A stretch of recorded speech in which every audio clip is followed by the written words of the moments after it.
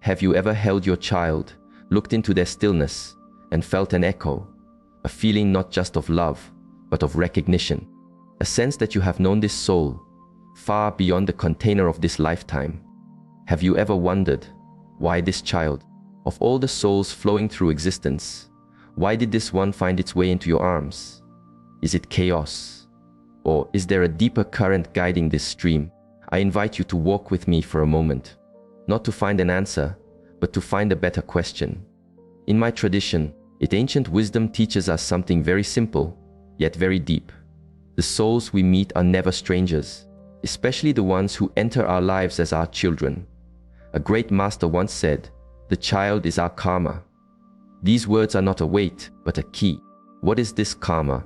Is it a debt we must pay, a reward we have earned, or is it something far quieter, a path unfolding at our feet? Today, we will not analyze. We will sit with this. We will feel how this invisible river of karma shapes our closest bonds, how your child is a mirror for your own mountain to climb, and why becoming a parent is one of the highest spiritual practices offered to us. Whether this path is lined with joy or with sharp stones, a purpose is held within it. You are not simply raising a child, you are walking beside a soul you have known before, a soul who has chosen you, and a soul you have chosen in a time before time. Let us breathe. This journey is not about blame. It is about awareness. It is about stillness. When you see the stream for what it is, the water becomes clear.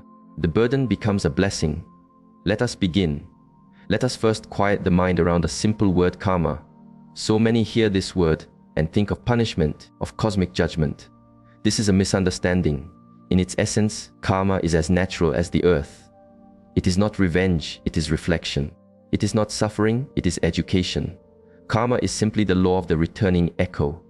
Every thought, every word, every action is a sound you send out into the mountains. That sound, by its very nature, must return to you. A seed planted must, in its own time, bring forth its fruit. Karma is not a force outside of you. Ancient wisdom teaches that karma is your own energy, returning to you as experience. It is your own soul, teaching you the lessons it still needs to learn. It is the practice, not the punishment. Just as we go to the mountain to train our bodies, our soul enters this life to train in understanding. Sometimes the training is easeful, sometimes it is strenuous, but all of it is necessary for strength. Karma brings to us the precise conditions, the exact people, and the most needed relationships for our own awakening.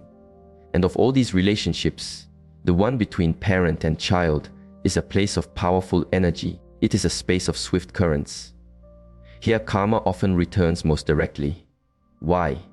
Because it is in the home that our hearts are most open, our stillness most tested. So, as we walk this path, hold this in your heart: karma is not here to break you. It is here to awaken you. And when your child arrives, they are a sacred echo, carrying a part of your own song, waiting to be heard in divine time. Now that we feel this flow, let us ask why this specific soul. Out of the great ocean of being, why does this one ripple find your shore? In the great design, there are no lost waves. The soul that comes to you is never random. It is a soul whose stream has merged with yours before, in this life or in gardens long past.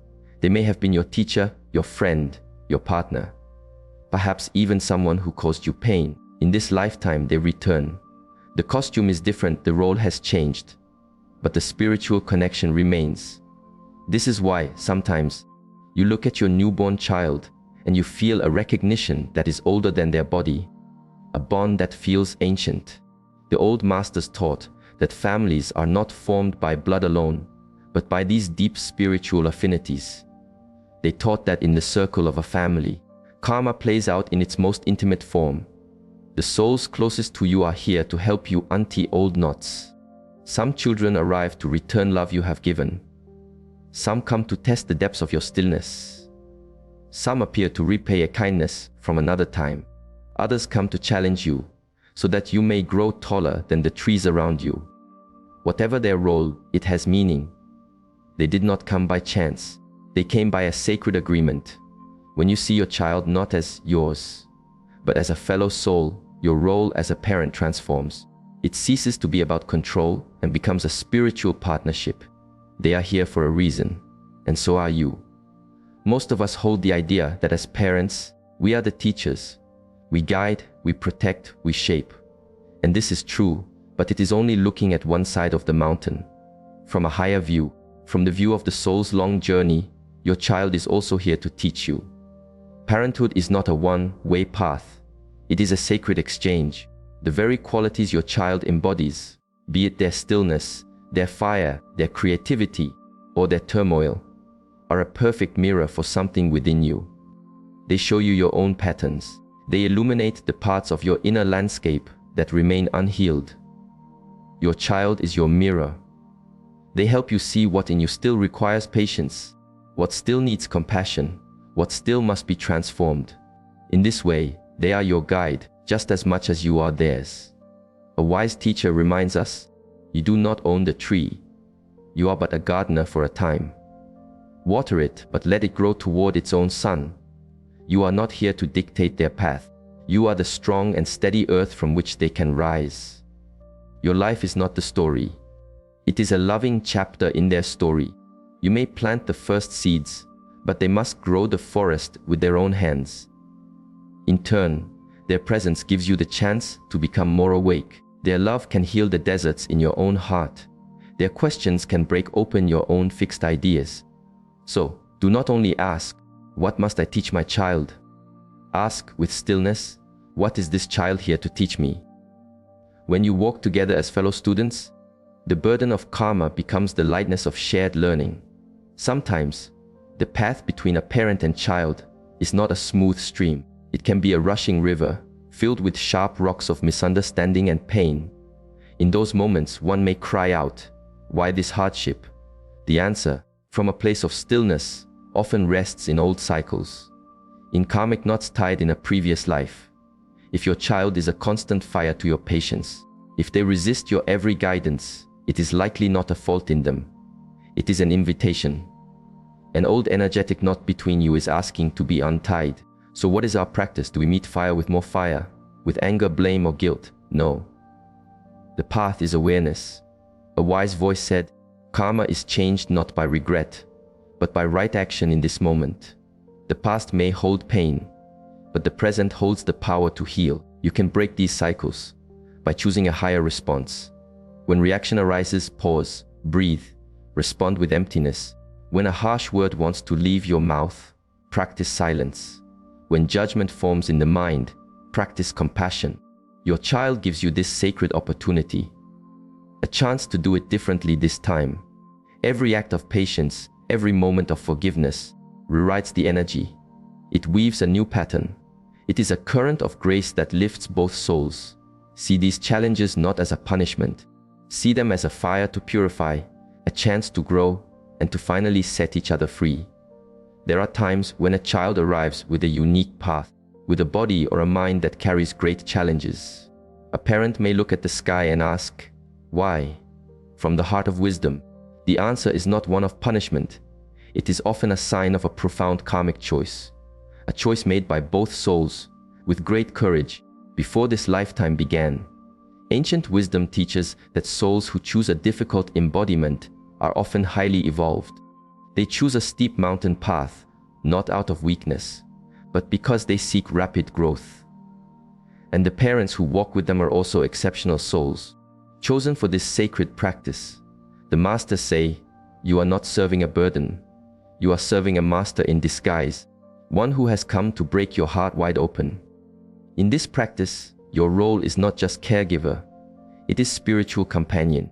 The journey may be heavy, but it is rich with the soil of unconditional love, of humility, of grace. These children often carry a quiet light, a wisdom that needs no words. Their life is a teaching for all who meet them. They remind us of what is truly essential. If you walk this path, know this, your souls chose one another for a divine purpose. Every act of care, every tear shed, every shared smile is a sacred offering that purifies the path for you both. As we reach the mountaintop of this understanding, we must ask, what is the ultimate purpose of this bond? Is it merely to resolve old stories? The ultimate path is not to remain in the cycle, but to be liberated from it. And the power that liberates is love, not the love that clings, that possesses, that fears, but the love that is selfless, open, and free like the sky itself. My tradition teaches that when we begin to love our children not as ours, but as divine souls walking beside us, the old energies begin to dissolve. As a wise man taught, God is the true parent. You are the guardian. This means we learn to give without demanding return. We guide without controlling the destination. We love without holding on. True love does not put a soul in a cage. It teaches it to fly. The more you can stand in this place of selfless service, the more the turbulent waters of karma will become calm. You see your child as a soul on their own journey. You remember that you, too, are a soul learning to walk in the light.